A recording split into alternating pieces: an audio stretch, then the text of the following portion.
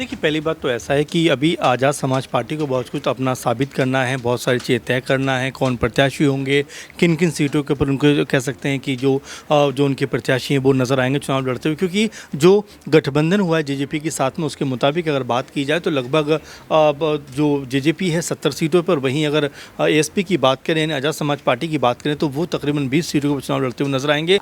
देखिए, इस बार कहीं न कहीं अगर आप देखें तो हरियाणा में पहली बात तो भारतीय जनता पार्टी किसी भी दल के साथ इस बार है नहीं। जजपा के साथ जो गठबंधन था वो भी टूट चुका है। हालाँकि कयास लगाए जा रहे थे, जब आप देखें 10 विधायक कहीं न कहीं पार्टी छोड़कर गए, कुछ बीजेपी में जा शामिल हुए, कुछ कांग्रेस में जाकर शामिल हुए, तो जजपा की स्थिति बिगड़ने लग गई थी। तो उसके बाद भी कयासों का दौर ये कह रहा था कि भारतीय जनता पार्टी के। नमस्कार, मैं शालिनी और आप देख रहे हैं नेक्स्ट 9 न्यूज़। बात करेंगे हरियाणा की, क्योंकि हरियाणा में विधानसभा चुनाव होने हैं और चुनाव की तारीख का जब से ऐलान हो गया है तब से अब राजनीतिक जो सरगर्मियां हैं वो बढ़ती जा रही हैं। ऐसे में अब हरियाणा में कई तमाम नेता अपनी एंट्री मारते हुए नजर आ रहे हैं, जिसके बाद मंगलवार को जेजेपी और आज़ाद समाज पार्टी का गठबंधन भी हो जाता है। साफ तौर पर अब ये देखा जा सकता है कि हरियाणा में जो मायावती अपनी साख 1998 में नहीं बनाई थी, कोशिश की 2004 में बनाने की, लेकिन 2004 में भी नहीं बनी, जिसके बाद अब एक बार फिर से वो हरियाणा के चुनावी मैदान में इनेलो के साथ कूद पड़ी हैं। आखिरकार क्या इस बार वो चुनाव जीतती हुई नजर आएंगी या नहीं? वहीं चंद्रशेखर आजाद जो अभी हाल फिलहाल में ही एक लोकप्रिय चेहरे के तौर पर उभरते हुए सामने आए हैं, जनता उन्हें पसंद भी कर रही है। उत्तर प्रदेश से नगीना सीट पर उन्होंने जीत दर्ज की आम चुनावों में और अब वो अपनी पार्टी को और मजबूत करने के लिए हरियाणा में आ चुके हैं। क्या जिस तरीके से चंद्रशेखर आजाद ने उत्तर प्रदेश में मायावती का खेल बिगाड़ा था, क्या हरियाणा में भी खेल बिगाड़ने की कोशिश करते हुए अब हरियाणा में आए हैं?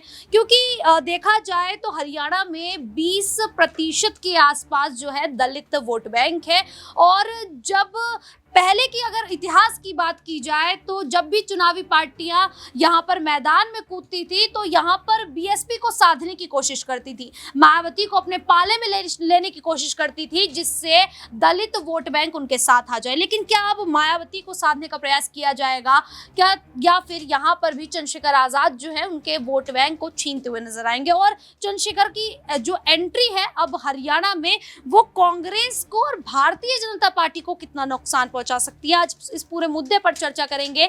न्यूज रूम में मौजूद है अपने वरिष्ठ पत्रकार अमन सर से जानने की कोशिश करेंगे।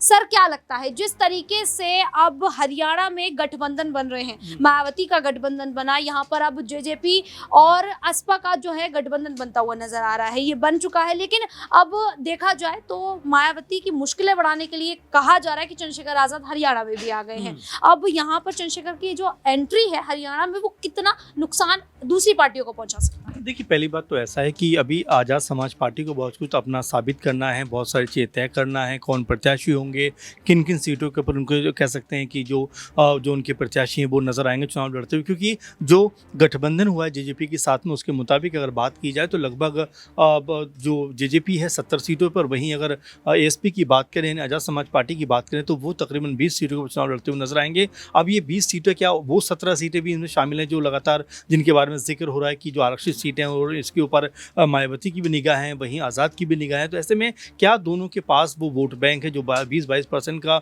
नज़र आता है हरियाणा के अंदर, जो दलित वोट बैंक, क्या ये लोग साध पाएंगे? क्योंकि अगर हम इतिहास पर नजर डालें तो मायावती का ऐसा कोई बहुत बड़ा कद हरियाणा में रहा नहीं। 2-4-5 सीटें ज़रूर उनके नाम रही, लेकिन उसके अलावा ऐसा कुछ नहीं कि हरियाणा में मायावती ने कोई बहुत मजबूती अपनी दिखाई हो। वहीं एएसपी की तो अभी जस्ट शुरुआत है, बहुत कुछ अभी तय करना है, बहुत सारे नामों पर विचार भी करना होगा। क्योंकि देखिए, 20 सीटों पर अगर चुनाव लड़ेंगे तो उन 20 सीटों पर कौन कौन नाम सामने आएंगे, कौन कौन पार्टी में आपके सदस्य हैं, क्या वाकई में आपका कोई वहाँ पर जो कह सकते हैं जन समर्थन आपको मिलता हुआ दिखाई पड़ रहा है? तो अभी जिस तरह से आज़ाद लगातार बाहर निकलने का प्रयास करें, आप देखिए कि उत्तर प्रदेश में नगीना सीट जब से उन्होंने जीती है उसके बाद से न सिर्फ बिहार, इसके अलावा मध्य प्रदेश, इसके अलावा राजस्थान और अब हरियाणा, तो यानी कि तमाम राज्यों में आज़ाद समाज पार्टी जो है अपने आप को बढ़ाते हुए नजर आ रही है। सूत्र के हिसाब से एक खबर ये सामने आ रही थी कि जो दुष्यंत चौटाला है वो आम आदमी पार्टी के साथ साथ गठबंधन कर सकते हैं। इसको लेकर उन्होंने एक बयान भी दिया था। उन्होंने कहा था कि अगर वो कांग्रेस से अलग हो जाते हैं तो हमें कोई दिक्कत नहीं है, हम आम आदमी पार्टी के साथ गठबंधन कर लेंगे।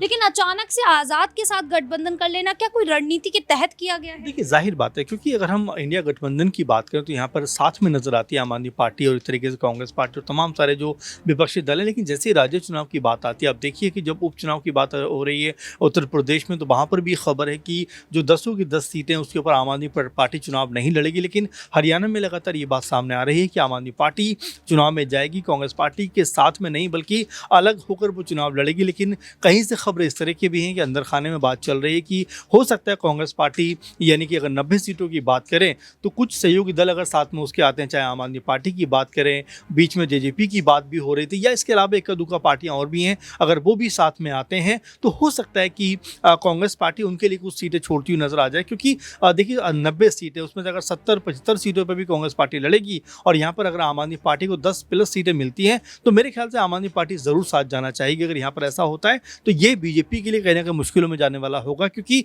आम आदमी पार्टी लगातार अपने पैर पसार रही है, लगातार मजबूत करती हुई नजर आती है। ऐसे में अगर उनके पास में 2-4-5 विधायक हरियाणा में भी नजर आते हैं तो कुल मिलाकर हरियाणा में के बाद भी अगर तमाम राज्यों में नजर डाली जाए तो आम आदमी पार्टी की जो स्थिति है मजबूत होती हुई दिखाई पड़ रही है। तो ऐसे में हो सकता है कि आम आदमी पार्टी कांग्रेस पार्टी के साथ में कह सकते हैं कि जो गठबंधन है वो करती हुई नजर आए, ताकि आने वाले जो चुनाव है उसमें कुछ हद तक 2-4-5 सीटें भी उनको मिलती हैं तो यहाँ पर उनकी स्थिति मजबूत हो सकती है। बिल्कुल। अब हरियाणा में कई पार्टियां जो हैं वो अपनी किस्मत आजमाने के लिए पहुंच तो गई हैं, लेकिन आखिरकार हरियाणा की कितनी सीटों पर कौन सी पार्टी कितना कब्जा कर सकती है ये देखने वाला रहेगा। लेकिन अब जिस तरीके से हरियाणा में भारतीय जनता पार्टी की स्थिति देखा जाए तो पहले से कमज़ोर होती जा रही है। दुष्यंत चौटाला ने एक बड़ा आरोप भी लगा दिया कि भारतीय जनता पार्टी के साथ अब वो दोबारा कभी भी गठबंधन नहीं करेंगे, क्योंकि गठबंधन के बाद जो नतीजे हैं वो भारतीय जनता पार्टी को भुगतने पड़े हैं। और ऐसे में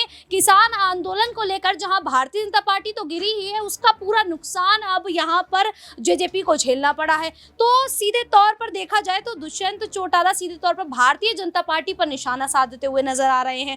तो ऐसे में क्या भारतीय जनता पार्टी जो अपनी स्थिति को कमजोर कर चुकी है लोकसभा चुनावों में देखा जाए, तो क्या अब ये विधानसभा चुनावों में उनकी स्थिति मजबूत होगी भी या नहीं? आश्रुति से जानेंगे। आश्रुति, क्या लगता है जिस तरीके से हरियाणा में भारतीय जनता पार्टी लोकसभा चुनावों में कमजोर हुई, यहाँ पर 5-5 की जो सीटें हैं वो बट गई कांग्रेस में और भारतीय जनता पार्टी में, इस बार भारतीय जनता पार्टी को कितना फायदा और नुकसान झेलना पड़ेगा? देखिए, इस बार कहीं ना कहीं अगर आप देखें तो हरियाणा में पहली बात तो भारतीय जनता पार्टी किसी भी दल के साथ इस बार है नहीं। जजपा के साथ जो गठबंधन था वो भी टूट चुका है। हालांकि कयास लगाए जा रहे थे, जब आप देखें 10 विधायक कहीं ना कहीं पार्टी छोड़कर गए, कुछ बीजेपी में जा शामिल हुए, कुछ कांग्रेस में जाकर शामिल हुए, तो जजपा की स्थिति बिगड़ने लग गई थी। तो उसके बाद भी कयासों का दौर ये कह रहा था कि भारतीय जनता पार्टी के साथ एक बार फिर से जजपा आती नजर आ सकती है। लेकिन अब की जो स्थिति है, अब जिस हिसाब से जजपा का और आज़ाद समाज पार्टी का गठबंधन होता नजर आ रहा है यहाँ पर साफ स्पष्ट स्थिति में, तो भारतीय जनता पार्टी अकेले चुनाव लड़ती बिल्कुल कहीं ना कहीं नजर आएगी। और मुझे लगता है इस बार कहीं ना कहीं अगर आप देखें तो एक तरह से अगर आप देखें तो प्रतिष्ठा की यहाँ पर लड़ाई है। जो चुनावी जंग है हरियाणा में वो भारतीय जनता पार्टी के लिए वापसी की जंग है, क्योंकि अगर भारतीय जनता पार्टी इस बार के विधानसभा चुनाव जीत दर्ज कर लेती है तो कहीं ना कहीं मुझे लगता है सीएम चेहरा तो बिल्कुल कहीं ना कहीं बदलेगा। और आप तमाम अगर सर्वेस पे कहीं ना कहीं गौर करें तो कुछ सर्वेस का यही कहना है, कुछ आंकड़े जो इस वक्त सामने आ रहे हैं उनका भी यही कहना है, जनता से जब बातचीत की जा रही है, जनता से वाद संवाद किया जा रहा है, जनता का यही कहना है कि हरियाणा में भारतीय जनता पार्टी वापसी तो कर सकती है लेकिन मुख्यमंत्री चेहरा बदल दीजिए। नायब सिंह सैनी के काम से मुझे नहीं लगता हरियाणा की जनता कहीं से कहीं तक भी खुश है। और जो आप देखें वोट बैंक कहीं ना कहीं हरियाणा में श्रुति, इस बार जनता ने 5 सीटें कांग्रेस के खाते में यहाँ पर डाल दी हैं और नायब सिंह सैनी के खाते में भी 5 सीटें हैं, तो बराबर की टक्कर है। तो यहाँ पर कांग्रेस और भारतीय जनता पार्टी में तो बराबर की टक्कर है, लेकिन अब और पार्टियां भी आ गई हैं। इससे कांग्रेस और भाजपा को नुकसान होगा सीटों का? देखिए, सीटों का नुकसान मुझे ऐसा लगता है कहीं ना कहीं बिल्कुल आपने जिस हिसाब से आपने जो तमाम आंकड़े कहीं ना कहीं बताए हैं, कहीं ना कहीं बिल्कुल सीटों का एक जो नुकसान है वो भारतीय जनता पार्टी को भी हो सकता है, कांग्रेस को भी हो सकता है। कांग्रेस की अगर बात करें तो कहीं ना कहीं गुटबाजी चल रही है इस वक्त। जो कुमारी शैलजा बनाम भूपेंद्र हुड्डा की जो एक स्थिति इस वक्त हरियाणा में बनी हुई है, लेकिन आप वहीं दूसरी ओर अगर देखें तो भारतीय जनता पार्टी में कम से कम गुटबाजी की स्थिति नहीं है। भारतीय जनता पार्टी की सरकार का मनोबल पहले ही इतना गिर चुका है, बीजेपी का पहले ही इतना मनोबल गिर चुका है, क्योंकि 36 विधायकों का पार्टी छोड़ना ये बहुत बड़ा झटका कहीं ना कहीं भारतीय जनता पार्टी के लिए आया था हरियाणा में, और उसके बाद इस वक्त की स्थिति पर अगर आप गौर करें तो कहीं ना कहीं ना तो अगर आप देखें तो एक आमतौर पर अगर इस वक्त की स्थिति के अनुसार देखें तो ना तो भारतीय जनता पार्टी की स्थिति बेहतर है ना ही कांग्रेस की। बिल्कुल, इस वक्त की जो स्थिति है वो सबके लिए ही काफ़ी ज़्यादा चौंकाने वाली भी हो सकती है, क्योंकि यहाँ पर पार्टियां मैदान में हैं और अब ज़्यादा समय नहीं बचा है चुनावों में, मतदान में। तो जिस तरीके से कुमारी शैलजा यहाँ राज्यसभा की सीट पर जो उपचुनाव हुआ उसमें निर्विरोध ही चुनाव जीत जाती हैं, क्या कांग्रेस पार्टी अपने आप को कमज़ोर आंक रही है या कांग्रेस पार्टी डरी हुई है? ऐसे में कांग्रेस पार्टी को तमाम यहाँ पर रणनीतियां तैयार करनी होंगी जिससे वो जीत दर्ज करती हुई नजर आए। बाकी जितनी भी पार्टियां चुनावी मैदान में कूदी हैं, देखना होगा कि आखिरकार कौन सी पार्टी कितनी सीटें अपने खाते में डालती हुई नजर आती है। फिलहाल अब इस पूरे मुद्दे पर आप लोगों की क्या राय है, हमें कमेंट करके जरूर बताइएगा। उसी प्रकार की देश दुनिया से जुड़ी खबरों के लिए देखते रहिए नेक्स्ट 9 न्यूज़।